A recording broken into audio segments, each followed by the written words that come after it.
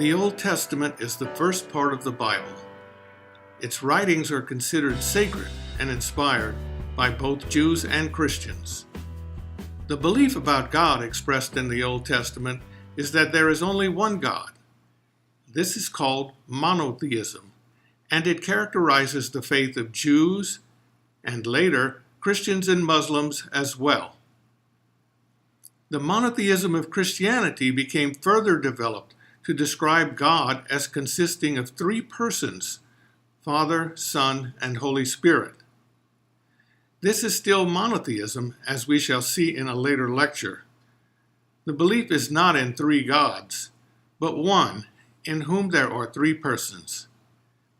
The monotheism of Judaism was not Trinitarian, but it does speak of God in ways that often resonate with the later Christian understanding of the persons of the Trinity.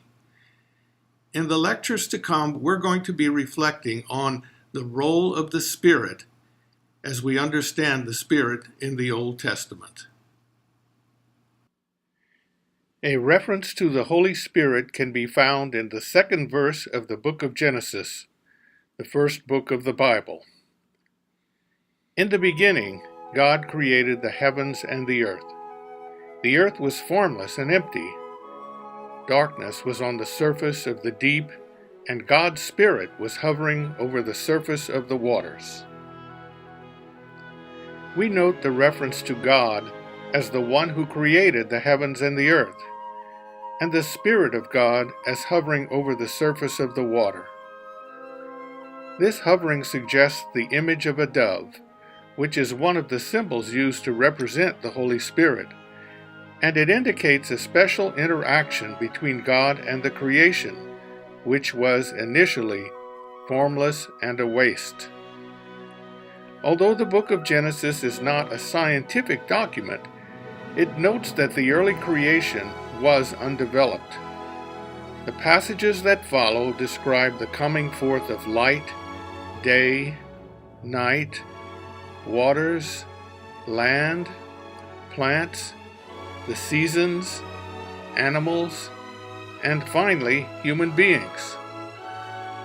God speaks the creation into existence, and the Spirit of God brings it about. In Genesis 2, verse 7, we read, God formed man from the dust of the ground, and breathed into his nostrils the breath of life, and man became a living soul. The Genesis passage states that God breathes the breath of life. That breath, or ruah, as we noted in our previous lecture, is the life force, and so it is the creative Spirit of God that makes a human being live. It is as though the human and the divine breath were as one breath for our human ancestors. The humans lived in harmony with the Spirit of God, as those biblical stories about the Garden of Eden give witness. It's impossible for us to know, scientifically, the precise time or circumstances when the first true humans appeared. Most likely their cultural circumstances were very primitive. They would have experienced something new, human spiritual consciousness, and with it, an inner sensitivity to the presence of the Spirit within. Theologians sometimes say they experienced several qualities.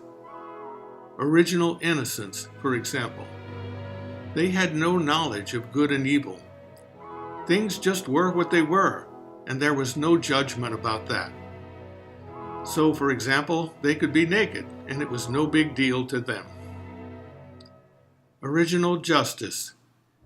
They lived in a state of right relationship with God and nature, and experienced the divine life within.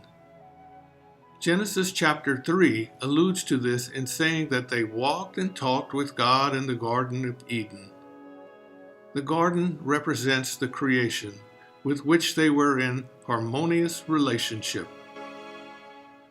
Sometimes their condition is summarized as original blessing.